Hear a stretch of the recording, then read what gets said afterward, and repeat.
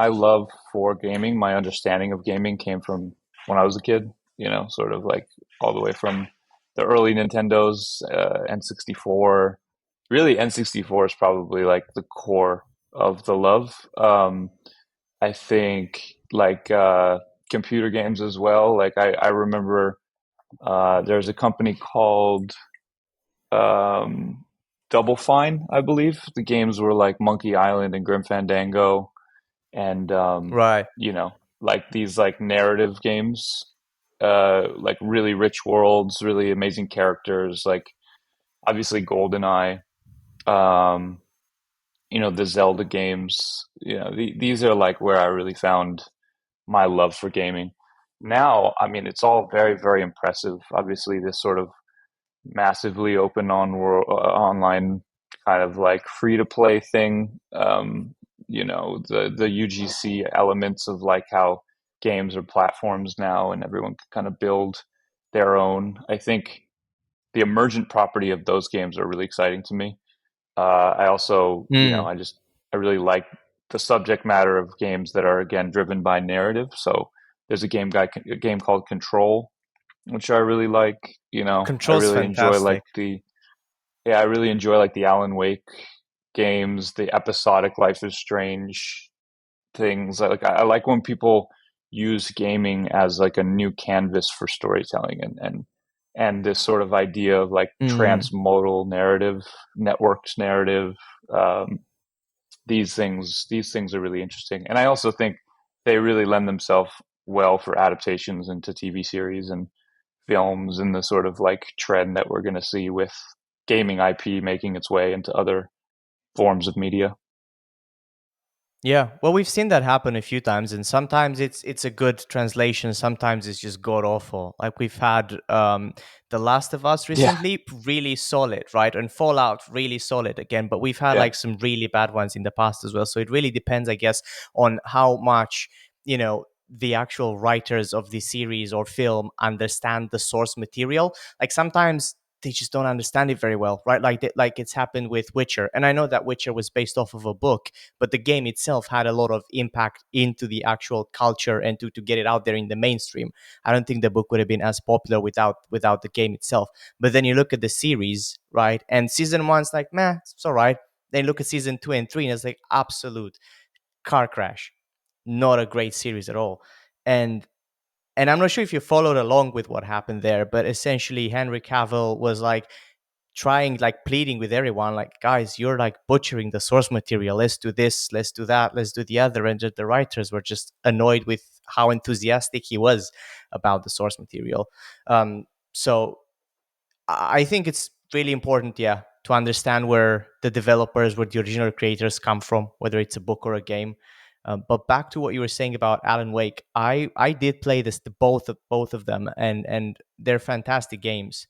I think it's one of those few games where the story is just so complex that you just want to keep on like diving into that world. It's absolutely fantastic. And it's great to see that you like that as well.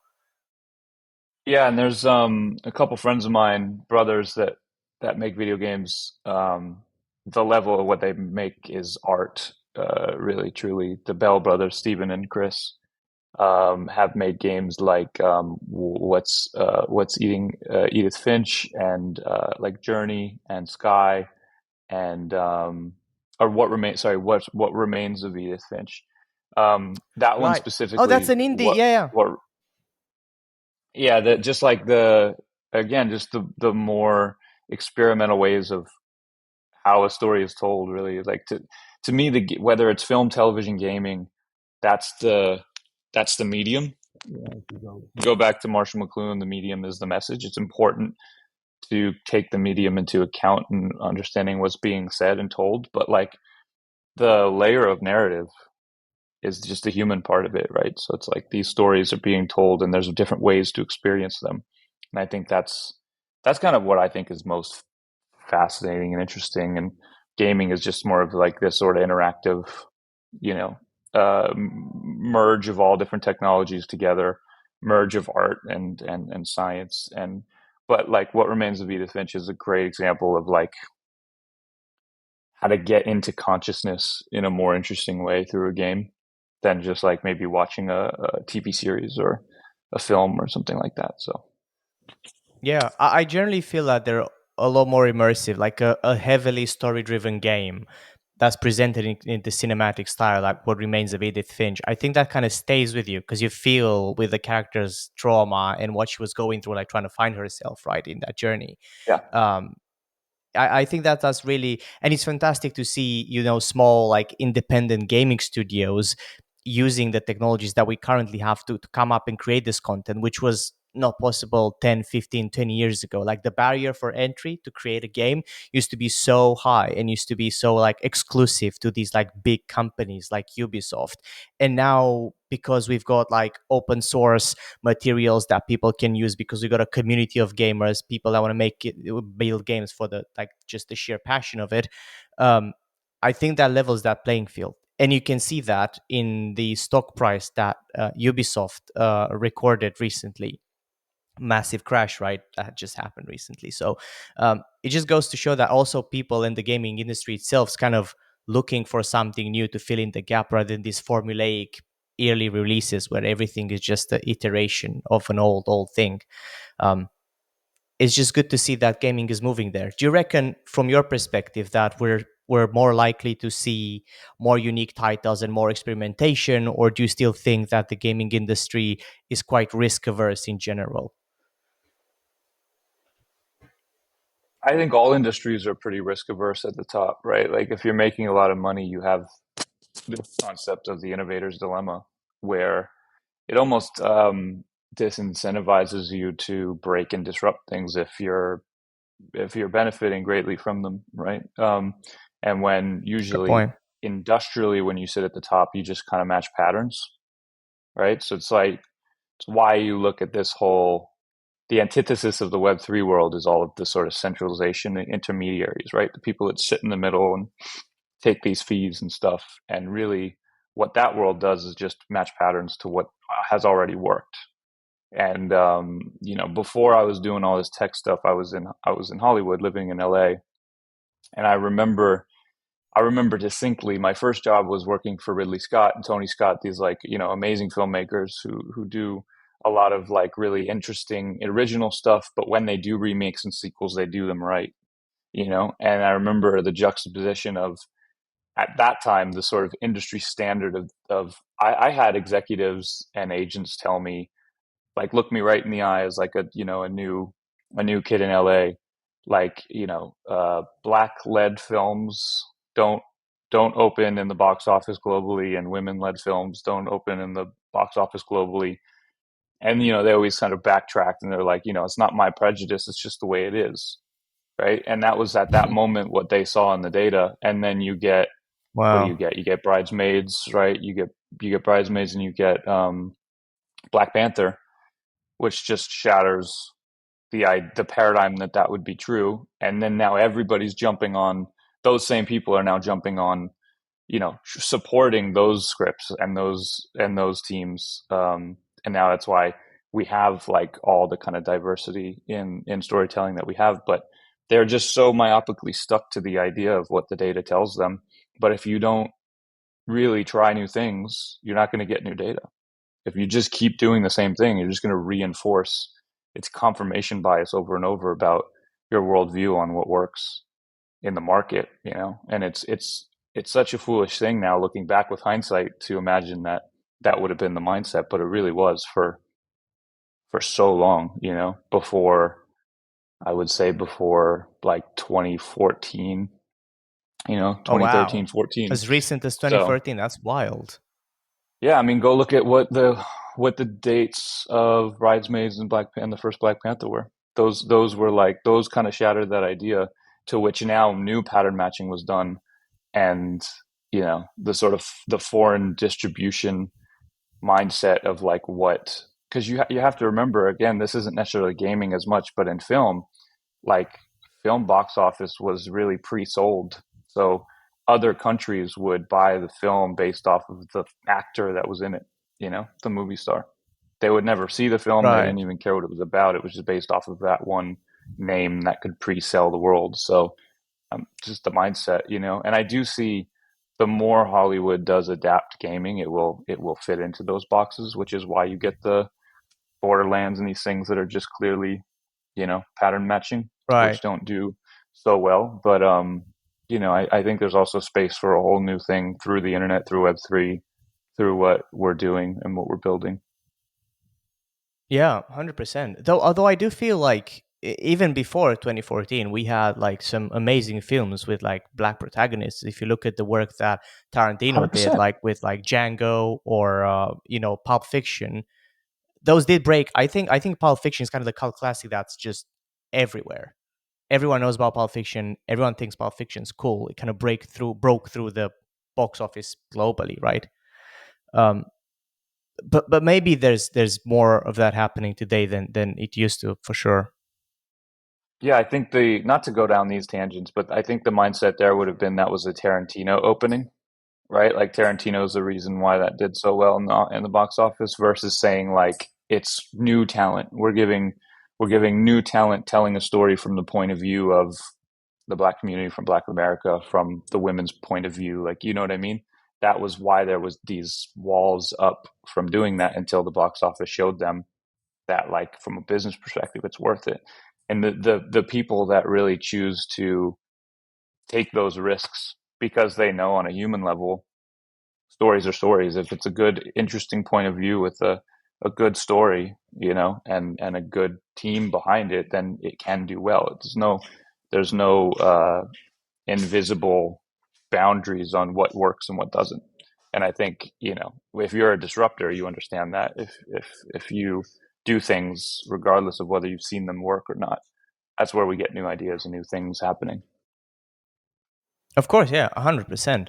And you do see that with games. You do see that across other industries, right? Like you can experiment with things and get like a magical new paradigm out there that then everyone else copies. If you look at Elden Ring, came out in 2021, right? And then it was criticized at the time by Ubisoft devs because Ubisoft was saying, "Oh, look at the way they deal with quests and look at the way they deal with character progression and storytelling, and no way this is game of the year, right?" They got butthurt because Elden Ring won Game of the Year instead of trying to understand what made Elden Ring such a special game, at the time, and still is to this day, right? Um, and I feel like when you're in a position where like Ubisoft, right? Keep that example in mind.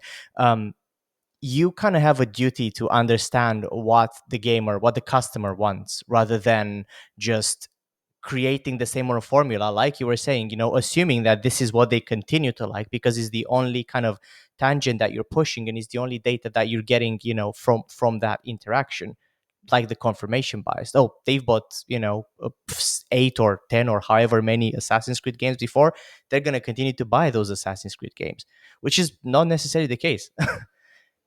No, It's got to have to it's stop at not. some point. Yeah.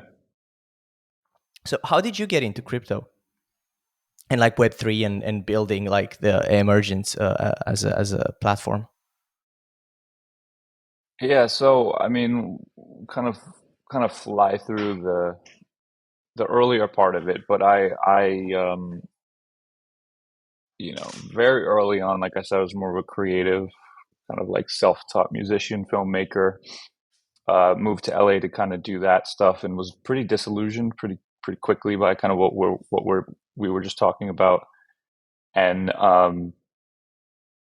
shifted really into innovation, technology, venture capital because I happened to get to LA and work at a very high level quickly to see that, like, you know, Netflix was really moving into the source of which would fund and distribute films, you know, and it was really changing the whole industry. So seeing that from a perspective that, like, technology now was almost leapfrogging and taking a lead on things, even when it came to Hollywood and filmmaking and all this stuff. So um, I just shifted over really, and I spent a lot of time in the venture capital world. Um, and in LA, I was probably one of the very, very, very first few people that were like involved in venture capital that really like moved into crypto and Web3 and did it from that perspective of post Bitcoin, at the Ethereum ICO, post that point where like now other ICOs were being sort of born off of the Ethereum infrastructure, sort of seeing that clearly as being like a venture capital um, type behavior, where now it Mm-hmm. wasn't just an asset that was a bet and a hedge against the fiat system. It was actually now infrastructure designed to have layers of new things born from it. And so you could accumulate your funding specifically from a larger number of people who might actually be, your customers, as opposed to just accumulate your funding from investors who would a lot of times be very supportive and helpful, but really be concerned more about making their money back to give to their LPs. So there was just a really interesting behavioral shift and a accumulation of energy that Ethereum represented. And so, yeah, I was kind of among the first in the LA world of venture capital and angel investing and stuff to do that. Kind of made a little bit of a name um, that way, and some people were very, very generous with their time, who were kind of almost singular names in the beginning of the sort of whole crypto industry, and certainly popularizing Bitcoin globally. People like Brock Pierce, gave he was very generous with information and time, and the network around him, and hanging out around those places.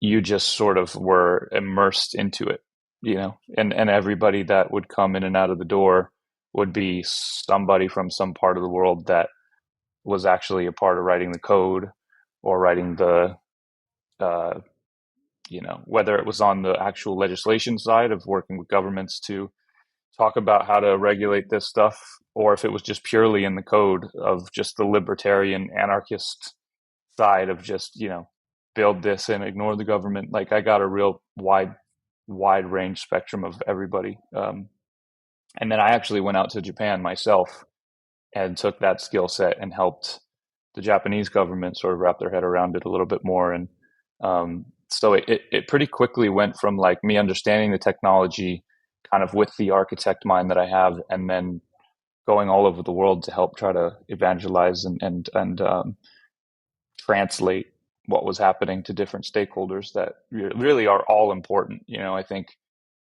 to me, it's like it's just as risky to be 100% decentralized as it is to be 100% centralized. Like, there's a balance here, and in order for this to really grow into the world, all stakeholders have to be considered.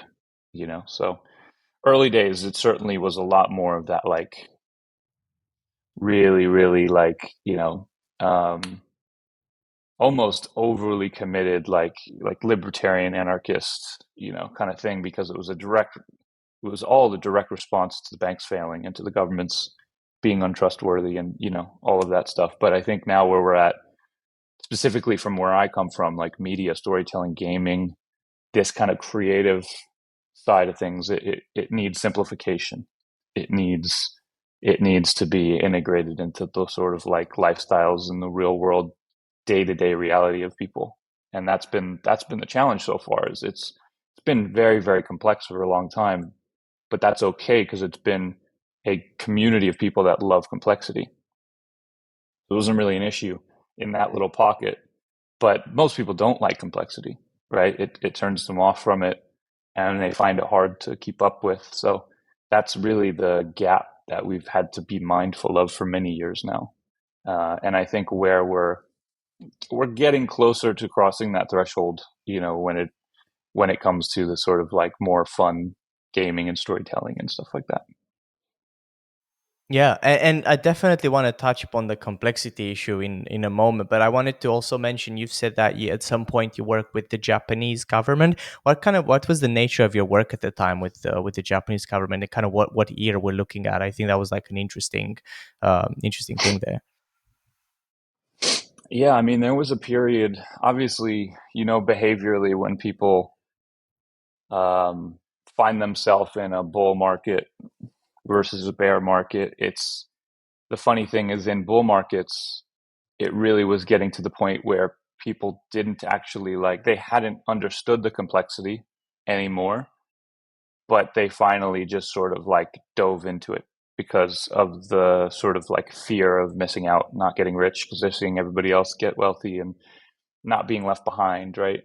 Not understanding fully the first principle of what the technology is, but just going into it anyways. And I think certain bull markets that expanded into governments, and nation states and branches of the private and public sector off of governments. And so, I mean, it wasn't just Japan. Japan was the one that I really immersed myself into, moved to Japan, got involved, really at the level of essentially kind of interfacing with the private company sector, some of the public, investor circles, and the government, the FSA, the sort of their SEC, so it's like triangulating between the entrepreneurs, the bankers, the investors, and the government to try to understand the opportunity at hand.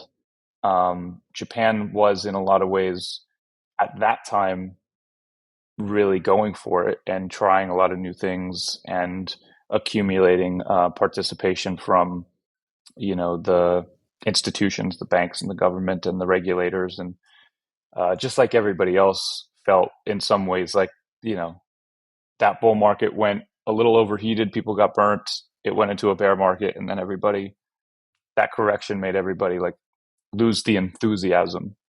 But there's still a lot of really innovative people out there trying incredible things. Like, for example, there were projects tokenizing people's time, in Japan, and I was working a lot with deep innovation circles. Like ANA Airlines has an entire avatar subsidiary company for like telepresence, where you will control avatars with VR. In a future where that telepresence means you'll get on the airplane less. Right. So um, they were just like really forward thinking and trying things, and that was an exciting thing to be a part of. But back in LA, because I would go back and forth. Back in LA, I was working a lot with a guy named Peter Diamandis, who is an important figure in innovation, across from space travel to um, the climate to longevity. And one of his organizations, X Prize, was the way that like an ANA Airlines would be encouraged and create a model around that type of innovation to look ahead that far and create solutions to your own problems, essentially. Right. And that's cool. And that's like really important because I feel like that's the kind of innovation that you want people to experiment with in crypto, in blockchain, to push the boundaries of what's possible technologically.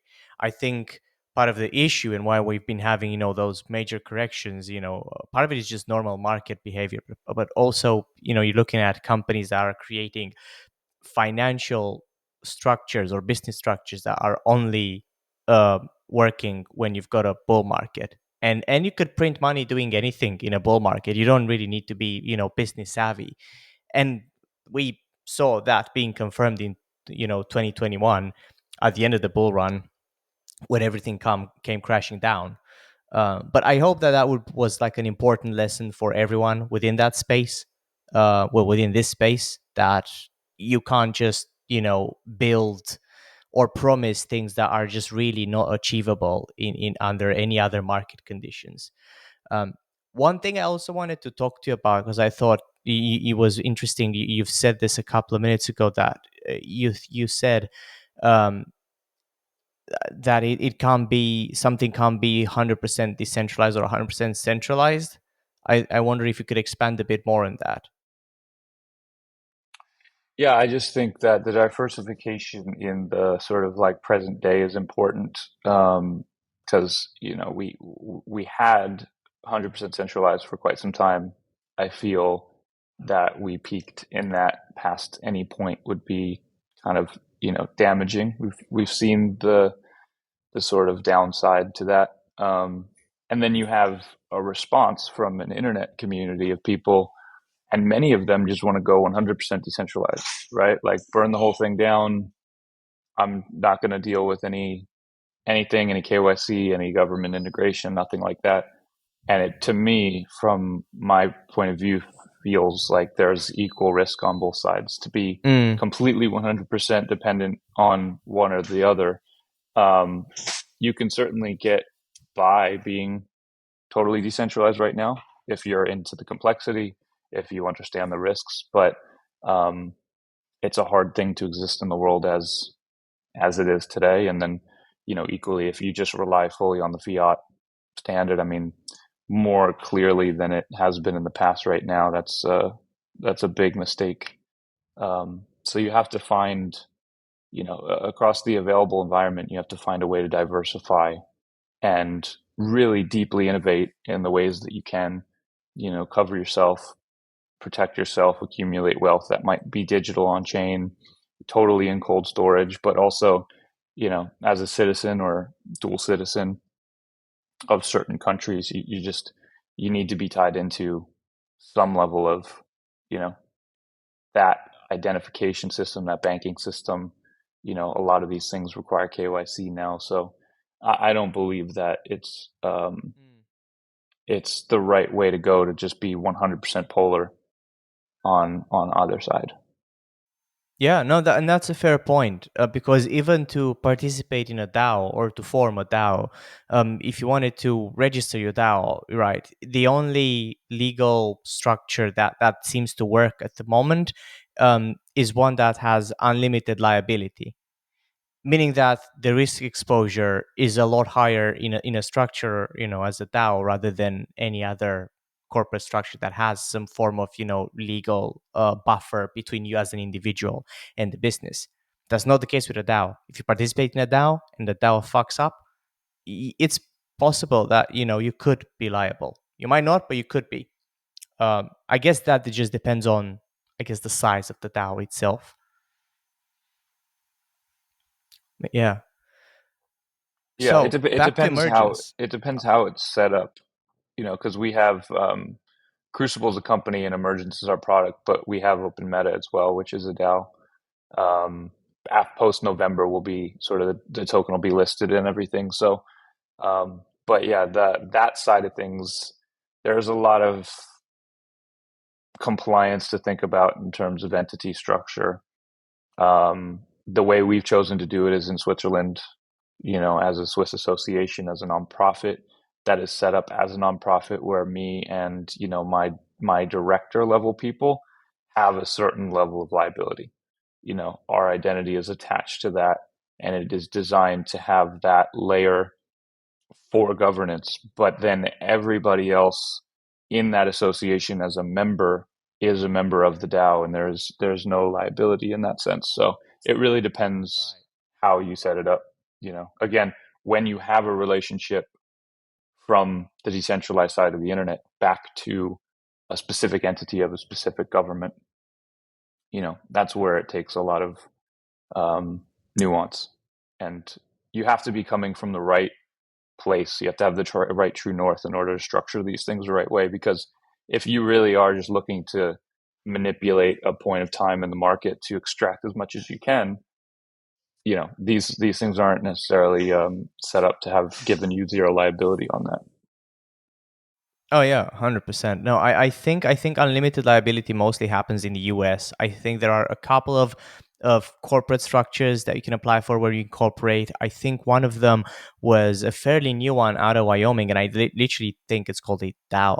But I think according to what I've heard about it is that it's actually that it takes a lot of bureaucracy to be able to go through this process and call yourself an actual DAO before you can actually be one.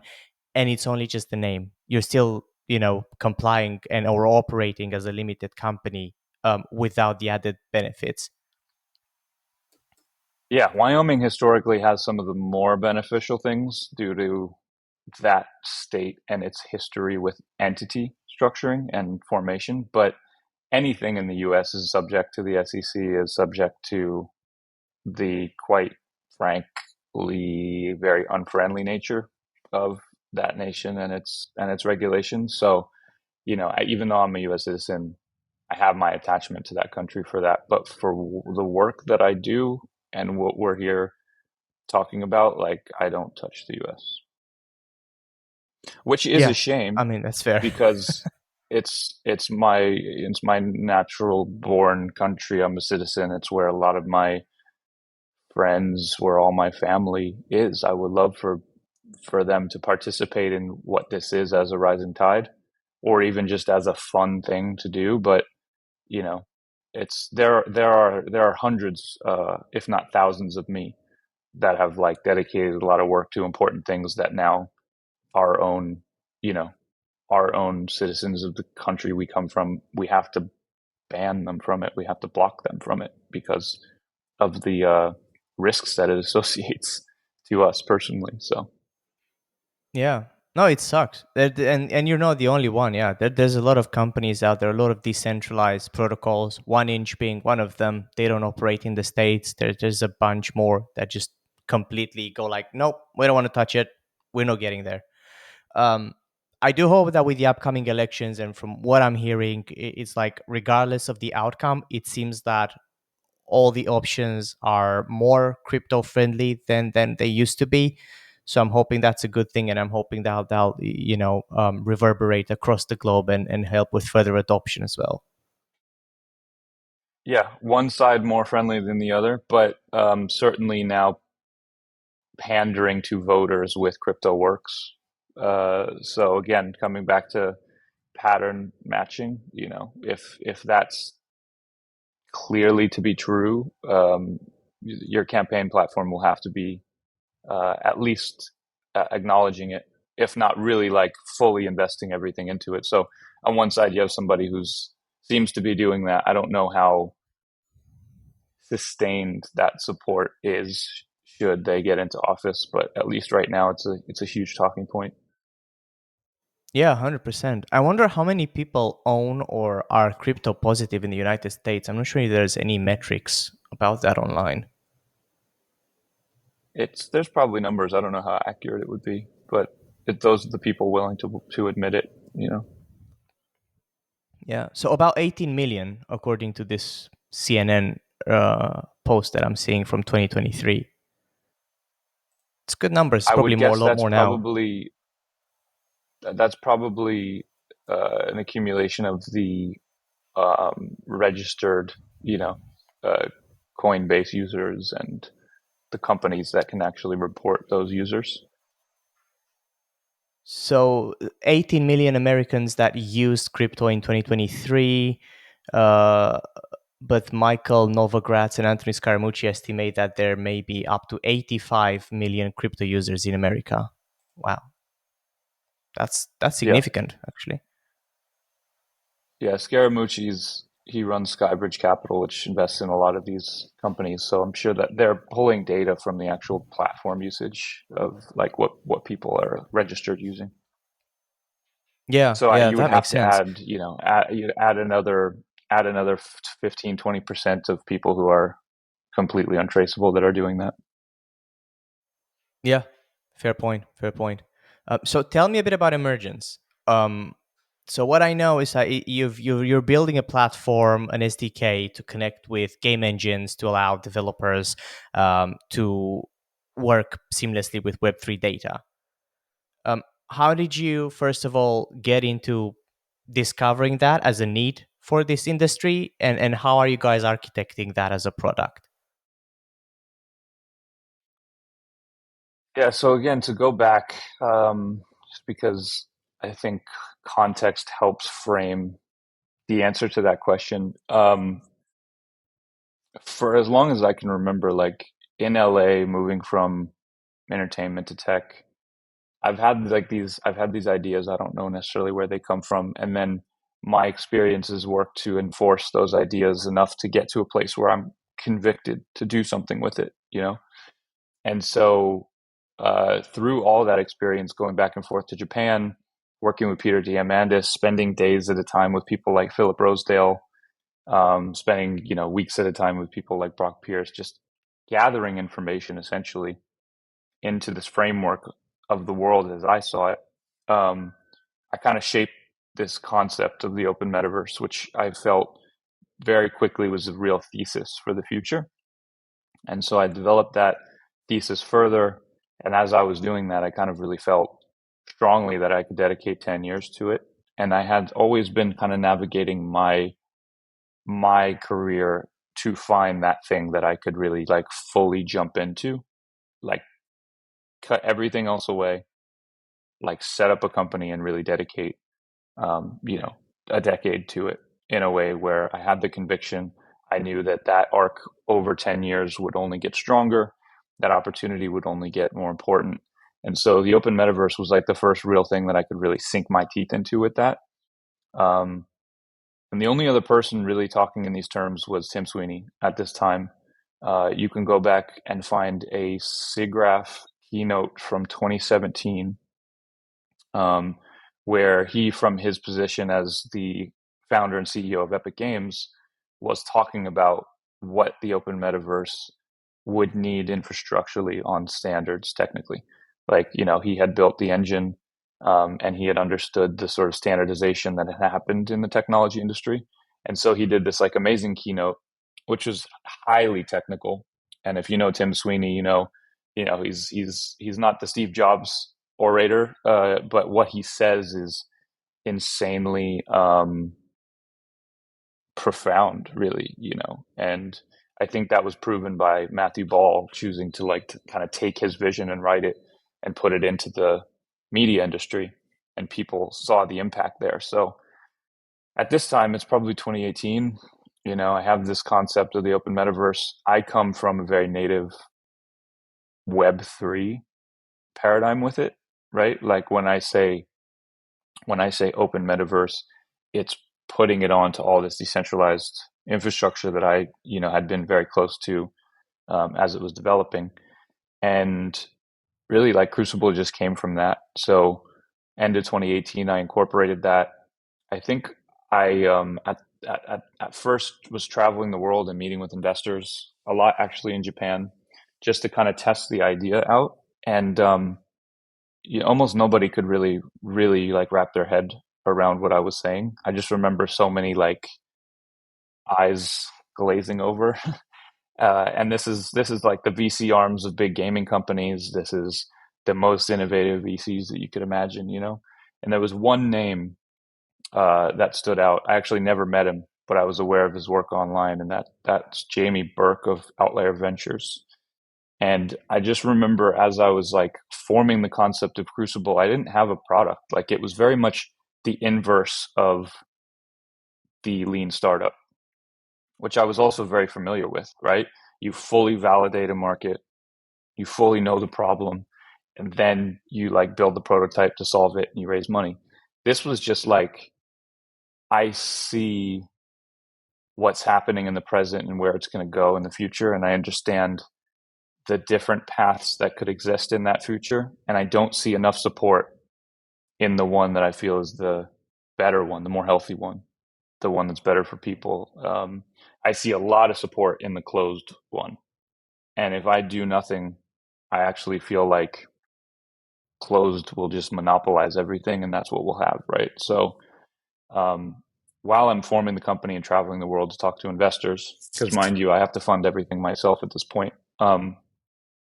I just felt strongly like my company first shouldn't start a product or even a business. It should start a movement and form an entire industry. And I just felt very strongly that Jamie Burke with Outlier Ventures, and at that time his whole convergence thesis, um, an accelerator like Y Combinator, but investing into the kind of innovation that that I had been a part of, for years at that point.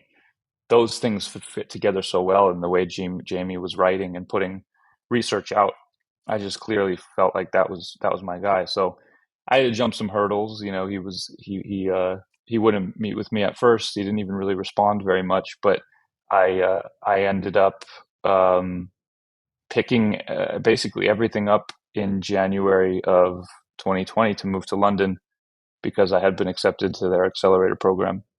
Um, and that was with just the concept of this vision. really, quite frankly. It wasn't really a company or a product. And then just can't explain how the rest of it happened, but 2 weeks after I landed in London, COVID locks everything down. We can't physically be in the office anymore. So Jamie reaches out to me and like invites me to live with him, for 3 months for the remainder of that accelerator program. So, you know, throughout all of COVID, like the world is locked down. I'm in the countryside with Jamie and his daughter, and we're just, really spending this time. I'm finishing the accelerator, that his company facilitates, but him and I are spending time. And that really, I think, if we were to like go really public with that time and that information, I think that 3 months with him and I, it was so formative for everything that has come next, because he shifted Outlier Ventures into the Open Metaverse Accelerator from that, and went from 12 people to 100 people, billions in value, hundreds of startups that have come from this. So, with the collaboration between us and with his execution, like I think we were successful in forming a open metaverse industry, which is what we have today. I really believe that that's what that came from. And so while he was doing all of that, I actually moved to Amsterdam and started traveling when everything opened back up again, and sort of built Crucible slowly to develop it to what it is now. And the first form of the product is Emergence that we built. And the first uh, way that Emergence met the market was through an SDK, kind of a game engine SDK that it was really meant to just simplify web3 for game developers, because the whole purpose of the open metaverse definition was that it is the internet built by game developers, right? So we all know the internet. We know it's been built by web developers and mobile developers, and now that same concept will continue to be built by game developers. And so really seeing how important the game developer was, quite frankly, before most of them did themselves, and then designing software, kind of inventing this combination of these different um, code bases, really, and then simplifying that into an SDK and putting that on Unreal Engine and putting that on Unity. So now, fast forward, we're best in class. We have over 50,000 downloads. It's functional on Unreal Engine 5. We're a verified solution on Unity. It's very easy. Anybody can get set up in 10 seconds, 15 seconds, get going in a minute. And if you know game development, then you can integrate all sort of like wallet enabled features for your avatars, for your environments, for your game objects, for your economy. Um, Quite simply, really easy, actually. Now, what we're in the process of doing is expanding that into a marketplace that is on chain in the back end, but 3D in the front end. And so our own marketplace is built on our SDK. So it has Rails directly into the engine. But on the web, you have this sort of game game asset marketplace that's on chain. So it feels like the space between OpenSea and Fab. OpenSea on the on chain and the innovation, Fab on the gaming assets, right? Skins, all this stuff. So I think that's the next milestone to achieve what is, I think, next most important for the transition, because a lot of game developers are still even figuring out their role in this, right? Like I said before, I think we saw this before and had more conviction for it before most game developers themselves did. And, there's millions of game developers out there, but most of them are at big companies. Most of them are at publishers and studios. There is an independent world that's growing, and there's a small subset of really innovative world builders, or as I call them, world producers, which is like a game developer who utilizes all this stuff to really create new worlds on chain, and what games look like from that perspective. I think the solution is really cool and really innovative, and I think there's looking at it, there's definitely a need for that, because I'm expecting gaming industry to adopt blockchain in a way that it will expand and really change what games are doing and what they're capable of doing. And I'm not talking in a mercenary way where, hey, this is an NFT, like pay 1 ETH to get like new unique shoes. Like that's bullshit. I don't think gaming is going to move in that direction. I think it's more about like getting offering features that are otherwise impossible without blockchain, or stopping issues which you couldn't really stop without blockchain. Like you're thinking about an MMO and the ability to hack or dupe items like you used to see in like World of Warcraft and all these things. Like you wouldn't be able to do that with blockchain powering it.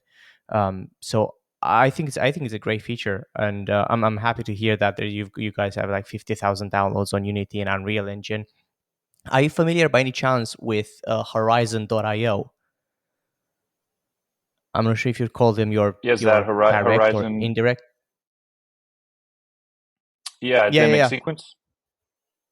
yeah. The sequence builder, sequence engine. Yeah.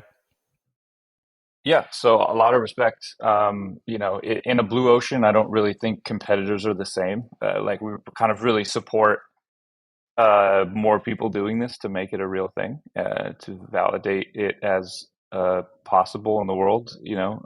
I think the arc that I'm taking Emergence is so different than that, but like the actual SDK itself, the actual software for the game engine is similar. I would say Sequence and Emergence in their earliest stages are quite comparable. You could consider them competitors. Yeah. Yeah, so I thought it went through when you mentioned, what I was reading, and you mentioned about emergence and everything. It just came into my head, um, Michael, because I had him on the pod a few episodes ago, and we also talked about this. And it's interesting to see that, it's not just like one guy with a crazy idea out there just doing this, not knowing or not whether that's going to happen. It's an emerging industry trend, and I think that's positive. I think it's positive that there's more than one player in the market. I think it's healthy. I think there's growth there. I think there's learnings to be had, and yeah, I think it's overall really positive. Do you know of any other players or any other companies that are building something similar? Um, yeah, I would say Third Web. Third Web has part of their offering, which is really a gamer kit, I believe they call it, gamer kit. Um, Okay. Third Web's a company that Stephen Wow. Bartlett is a co-founder in. I'm here in London. He's an important sort of figure in the business, finance business, entrepreneurial space. Um, Hmm. to me, like Third Web Gamer Kit, Sequence, and Emergence are probably in the list of who have developed the furthest, right?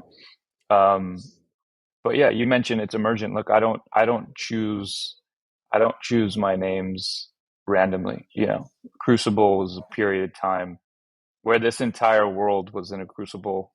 Actually, we named it before COVID, but we saw what was coming in that sense of like that's what crucible represents. It's this changing point, and it's not always the like easiest. It's not painless, right? Crucibles melt things down and they rebuild. But emergence is the same thing. That's why if you go to our Twitter, it's at time of emergence. It's like this concept that the metaverse, whatever, is not really a thing. It's a period of time, right? It's kind of like where we are now is the emergence of that. There's a natural, almost nature like form of the way that all of this is coming into shape and the way it's networking people together to create new possibilities of that.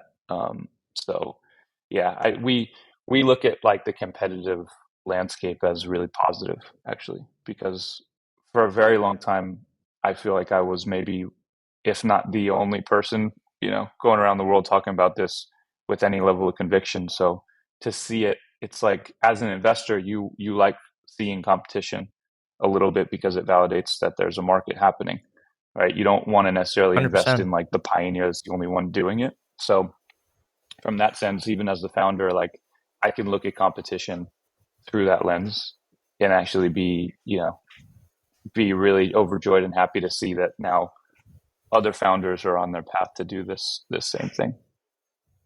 Oh yeah, 100%. It's fantastic to see it. So have people built, or do you have any examples of like some cool ideas or concepts that people have already built using the Emergence SDK? I'd love to hear some examples. Like, Yes. what are like some wacky So gaming concepts that people have created? so the tricky thing was initially like listing Emergence and then like having it be downloaded through the game engines made it very difficult because you know the way Epic works as a company is not to hold data. So I could have like tens of thousands of downloads of our SDK and not really have any visibility on who that was or what they're doing with it unless they sort of showed up in our Discord to share that. So we have a Discord that's like 24/7 developer support and all kinds of like crazy ideas that people are doing. But as a business, really took kind of a full on like partnership collaboration integration approach to this. So Futureverse is fully integrated with Emergence. Everything everything that Futureverse um, is and has built and is rolling out is Emergence enabled, and that is a way for us to kind of create interoperability between these different kind of parts of the cinematic universe. So, the Ready Player One stuff, they have Readyverse.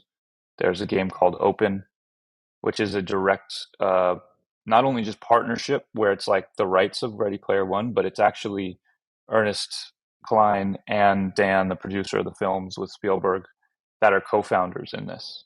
So they've actually come in to create it, really.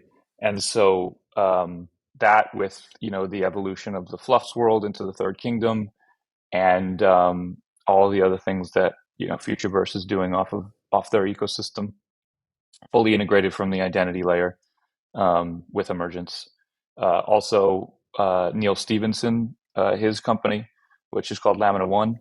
Mm. Um, if you know sci-fi, he's the guy. He's the guy that kind of formed the word metaverse and the concept He's in a book he's the called main dude. Yeah, Snow 100%. Crash.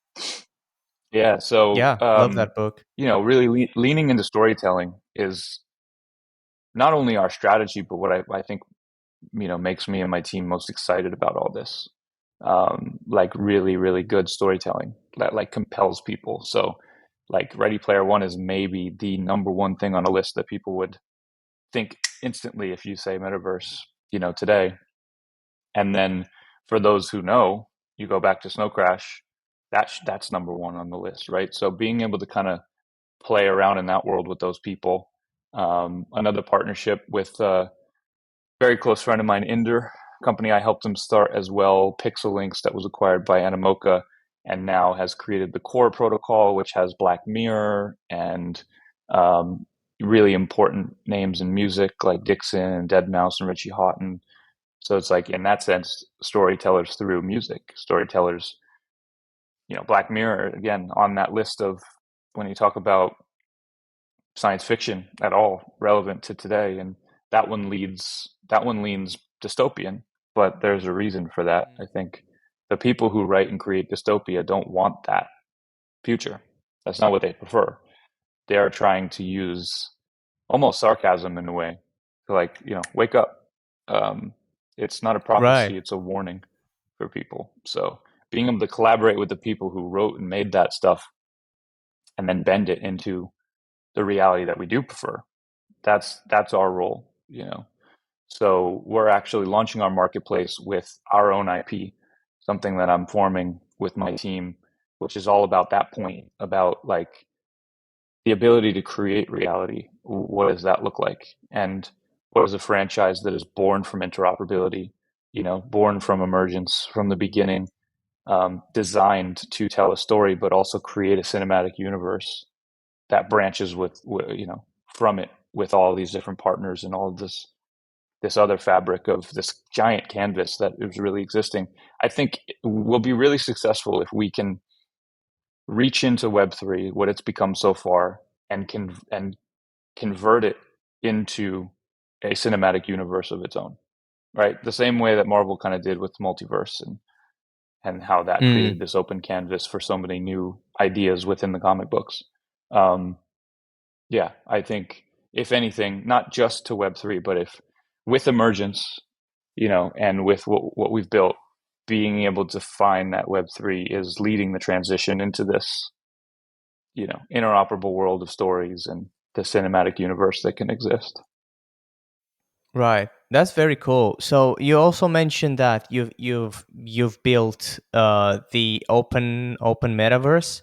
Is that at all based on Neil Stephenson's idea of the metaverse? Because I think, and a lot of people are probably not aware, but like you said, he's like the absolute granddaddy, the OG of the metaverse concept, right?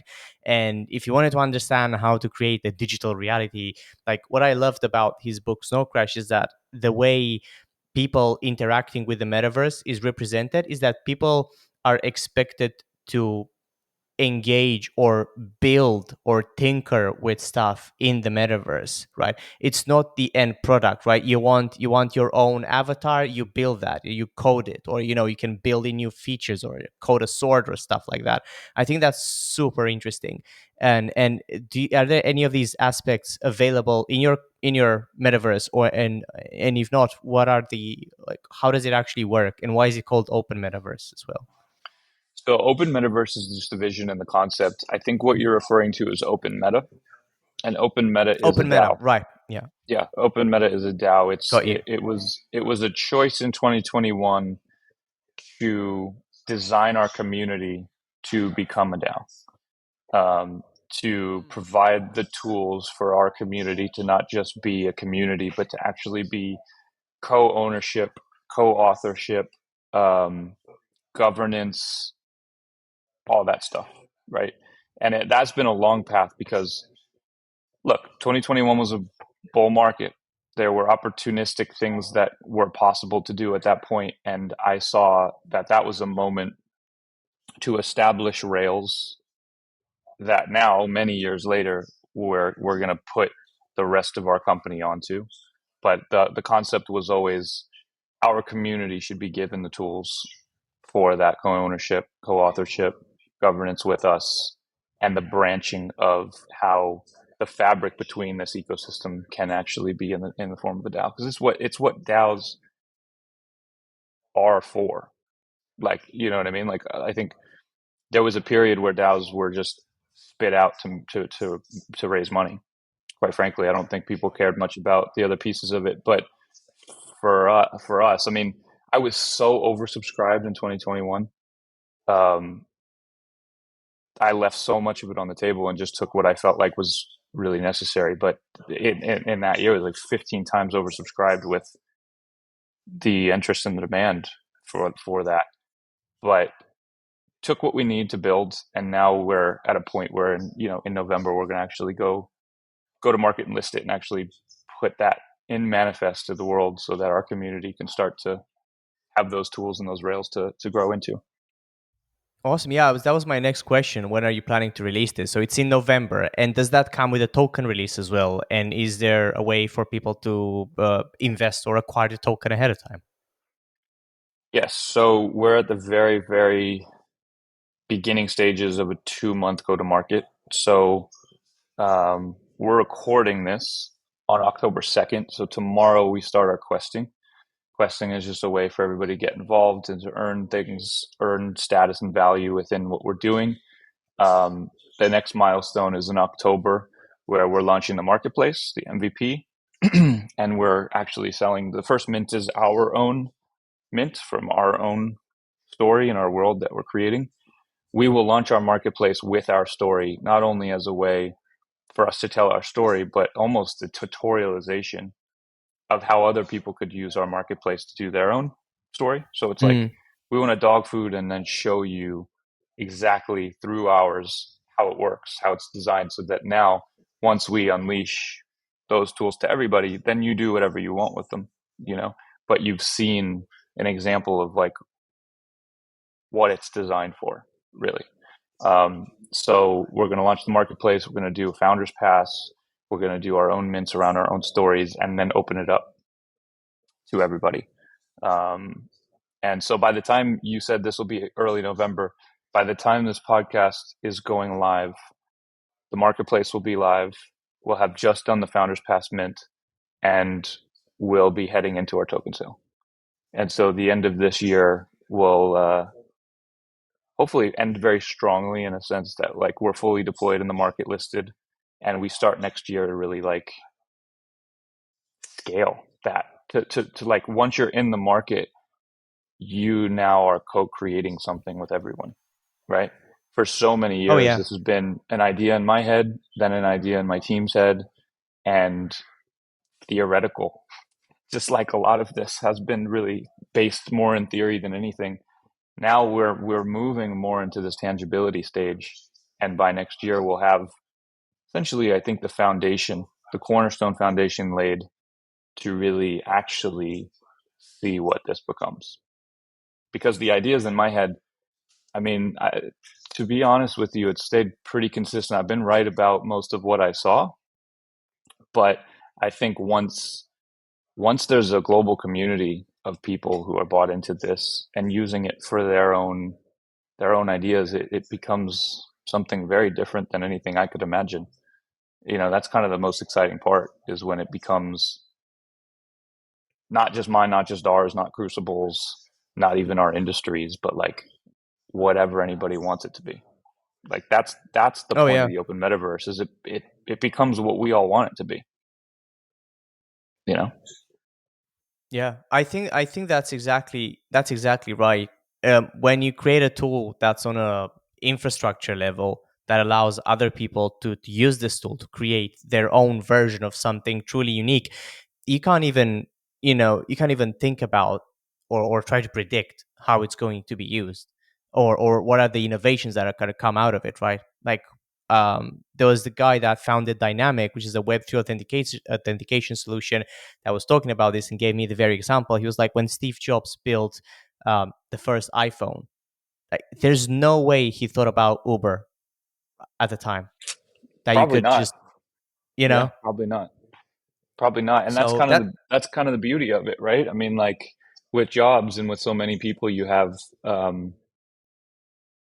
well, with Jobs you had LSD, right? I mean, you have like other dimensional things that bring ideas to your mind that are maybe yours, maybe you're a channel for them.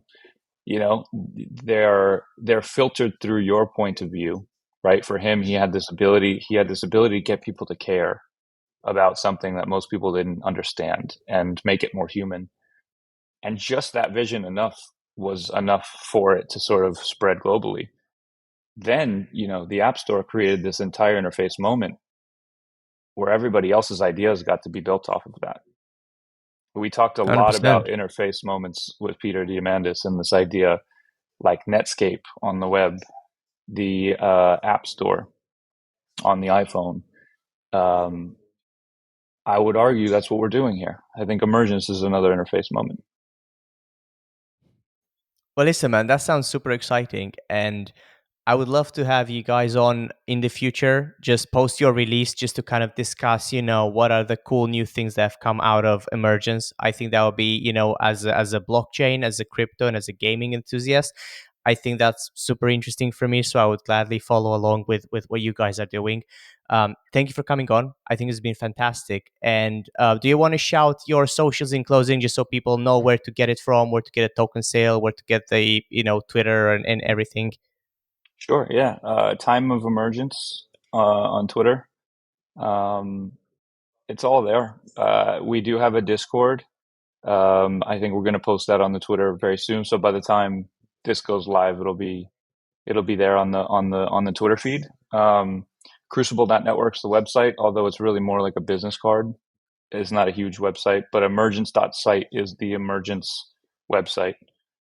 We actually go live with questing tomorrow, which is October 3rd. So this will be, questing will be live and going. Marketplace will be live by the time you hear this episode. So um, by the time you're listening to this, uh, go to Time of Emergence on Twitter and emergence.site, and dive right in, because we'll be cooking with gas at that point. Nice one, Ryan. Well, thanks a lot, man. Wish you guys all the best, and speak soon. Thank you. Bye, everybody.